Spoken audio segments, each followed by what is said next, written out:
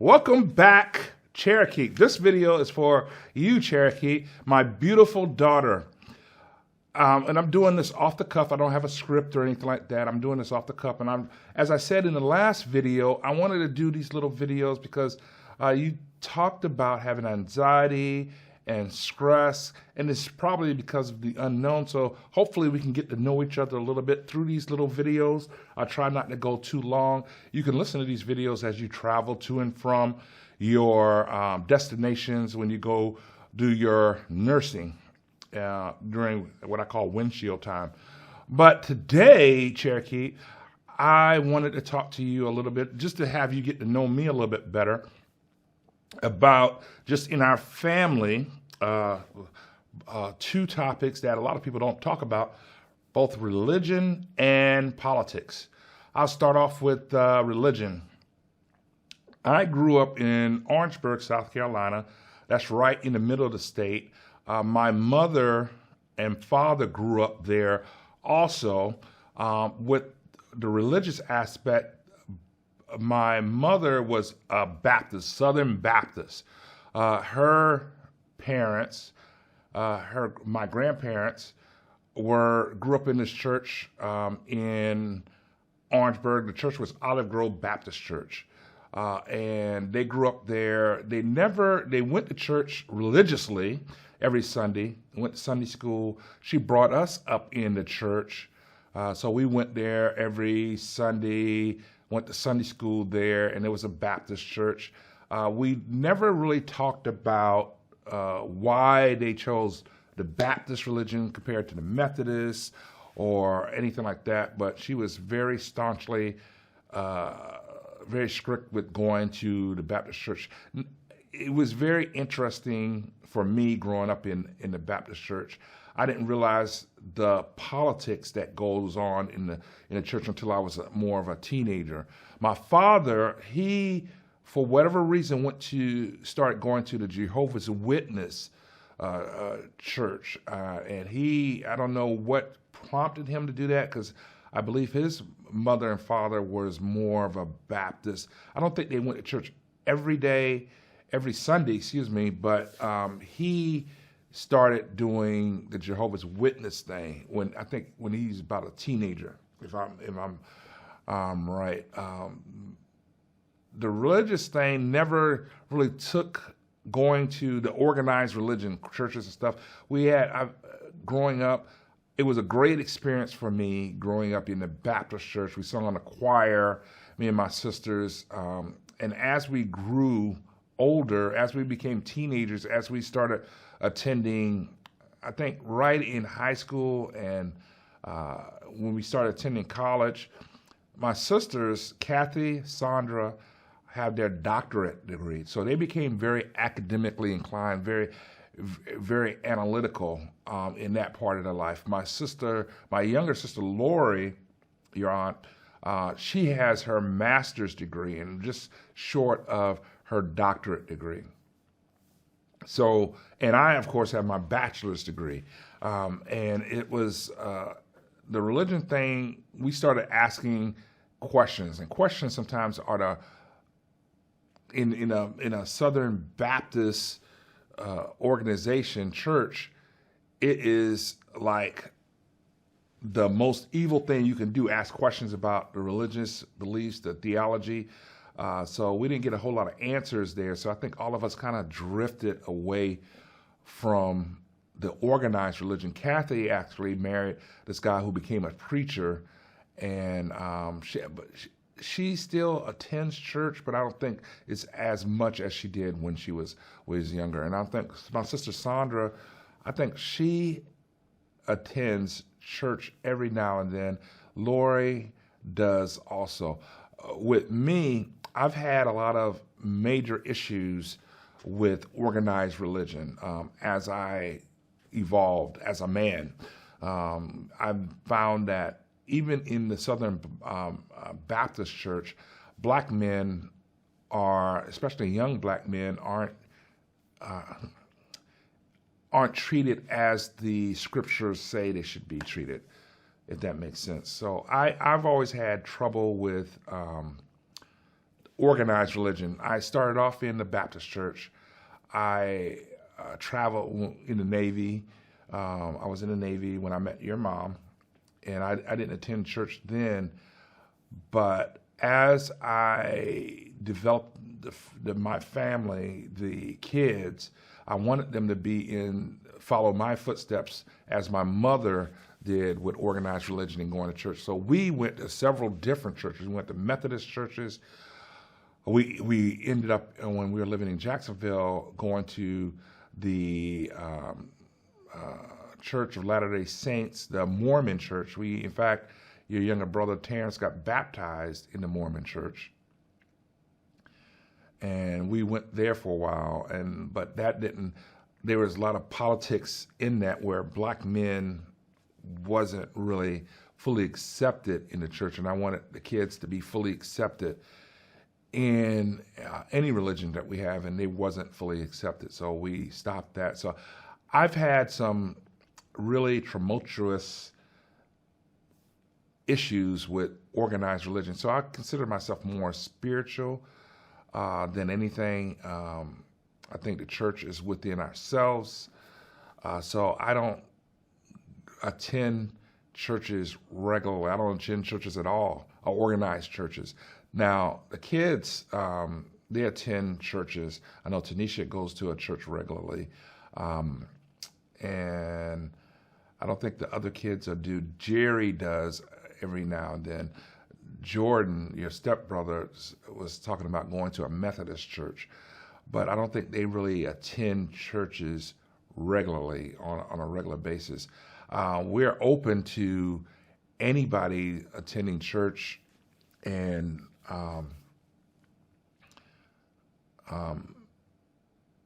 proclaiming their religious beliefs. I, as a father, worry about that because I don't think we ever touched on this subject. You did have a stepbrother, Jameson. He's Hillary's middle son. He got converted to Catholic. He became a Catholic, and he got really into that religious. And he was living in Oregon, and then he moved to Virginia to really, because there's another really, I don't even know how to put this. There's a religious sect of the Catholic where they are going to be. This sect was going to make the other Catholic churches look like they are very liberal. They're strict Catholic. From what my understanding, they were going to be. And he moved to Virginia to help build this church. And something happened there that really caused him to have a mental break. And he ended up in the hospital, mental hospital. We went out there, and he was in really bad shape mentally. He had a mental break. I'm sure in the medical field you've seen people that have mental break in their personality. And he ended up coming back to Indiana, and he stayed with us for a few months. We had him in some programs, but unfortunately, he died by suicide, which was very unfortunate. It was a really hard thing for our family to have one of the kids die by suicide. But that's where we're at with the religion thing. Everybody can have their own beliefs. We're open. Like I said, a big tent family. Everybody can have their own beliefs in what they believe. But we want you to have your own beliefs, but we want you to be very analytical about it, if that makes sense. Hopefully that makes sense for you. Now I'm going to talk about the other part of what our family talks about sometimes is politics. And like with some of the churches that we went to, there was a lot of politics in the churches as we've attended, and that kind of was bad for us. Now, politics, my mother's side of the family was they were openly Democrats. My father's side of the family, I don't think they ever did any type of voting at all. My mother's side of the family was Democratic. They couldn't tell me why they were Democrats or what policies they followed. They just said they were Democrats. I never really followed politics in my younger days. Only time I really started looking at politics is when Jesse Jackson was running for president in the 80s. That was a big thing and that kind of gave me my first taste of politics when he was running for president.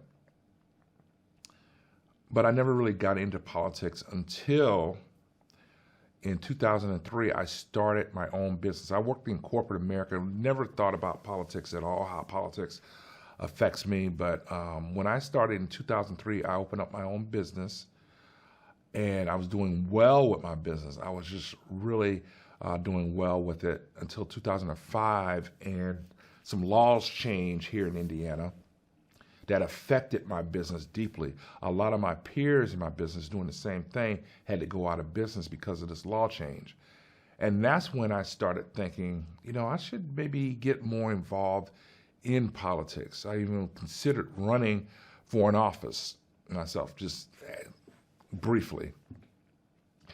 But since I was a business owner, and I thought it was important, I had these kids that looked up to me as a business owner. I didn't want my business I didn't want to close my business down, so I had to change my business, change my business plan, make adjustments to my business plan, and I had to start getting a little bit more involved in politics. So I started a grassroots campaign here in Indiana for people in my industry, and we lobbied with senators, House of Representatives, the Secretary of State here, the mayor here in my city, and the governor.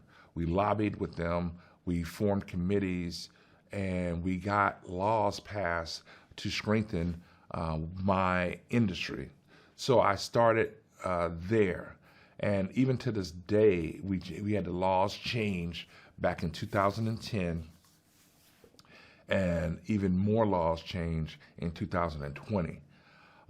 And to this day, if I'm out about in my community, if I run into the mayor or the ex-mayor of my city, he'll come right up. Hey, how's that going? How's everything going with your business? He still comes up. He knows me. And just recently, and much to the chagrin of Hillary, we'll be out to a restaurant eating dinner. And if the ex-governor is in there, we had this happen, he was sitting in there and he was around all his people and they were asking him questions and people were going to get his autograph. He looked up, he saw me and he came running over. Hey, Daniel, how's everything going with your business? He knows me by name. He knows me by sight. So that's always good. Hillary doesn't like that at all because they always come up to me and start talking to me about politics. But as far as politics, I've learned as a small business owner that in order for me to be successful in my business, because Hillary's a business owner too, we're not necessarily Democrats or Republicans or liberals or conservatives. We're not necessarily that. We kind of listen to each political person that's running for office, what their policies are, and then we can help them by organizing grassroots campaigns to help their policies. Or if the people that we want to win don't win, we know how to make an adjustment in our business because we know what their policies are, if that makes sense. So as far as politics, we're not really deep into politics. Some of your brothers and sisters on this side of the family, some of them are very liberal, some of them are very conservative, some of them are Democrats, some of them are Republicans. I even think some of them have policies or ideas leaning toward the libertarian. But we're, like I said, a big tent family. I also just wanted to let you know, I work when there's voting. I work at the polling stations. I am the chief judge at the polling stations because I want to have my hand in that.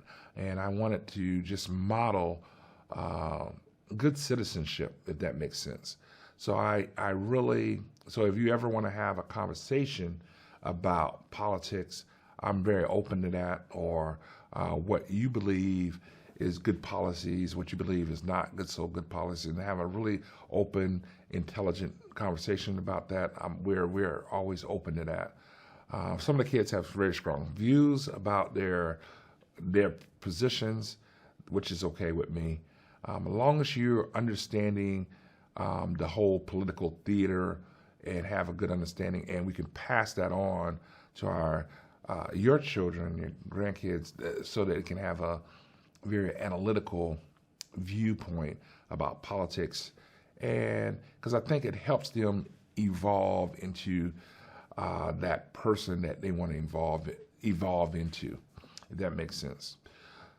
Hopefully that was kind of give you an idea of where we're at on politics and religion. Now I can answer some trivia questions for you from that book. And I don't have it with me, but I can tell you a couple questions I ran across. What was I like as a teenager? As a teenager, I started band in the 7th grade. My mother wanted me to be in a band because they go on trips, and that keeps me away from the house and keeps me out of trouble. I started a band. I started playing in band because my mother couldn't afford reeds for like the woodwinds, or she didn't want to get she didn't want to buy an instrument or rent an instrument. The only instrument that the school had was this thing called a baritone or euphonium. So in my teenage years, I was a band geek. I was always in band. It kept me out of trouble. It kept me, my grades in middle school and high school was not high. I was highly intelligent, but I was always told to hide your intelligence as a black man in the South. Hide your intelligence. So my grades wasn't high, but in band I excelled. I got actually scholarship to go to college from band. Other thing was, what's my favorite movie? Now this is very important, Cherokee. My favorite movie, and all the kids know it, and they're ever asked, and they're probably in my funeral, somebody's going to mention this. My favorite movie of all times, and it's actually the best movie ever made, is The Chinese Connection, a movie made in the 70s. It's the best movie ever made. What other thing? Did I have a lot of girlfriends in high school? Because I was a band geek, I had a couple, and I was really, really good. I had a lot of girlfriends because I was a band geek. I was very good. I was in the senior. I was voted band president. There, I didn't do much with that, but I was voted band president. But I had a lot of friends, band friends, and that type of thing. So, yeah. Hopefully this is good for you. Every week I'm going to try to make a little video so that we can get to know each other a little bit better. And I would love to get to know you a little bit more. So when you get this, send me a text about what you were like in high school. What was your favorite class in high school? Did you have a lot of friends? That kind of stuff. I just want to get to know you a little bit more better. Hopefully I said that right. See you next week, Cherokee. Love you.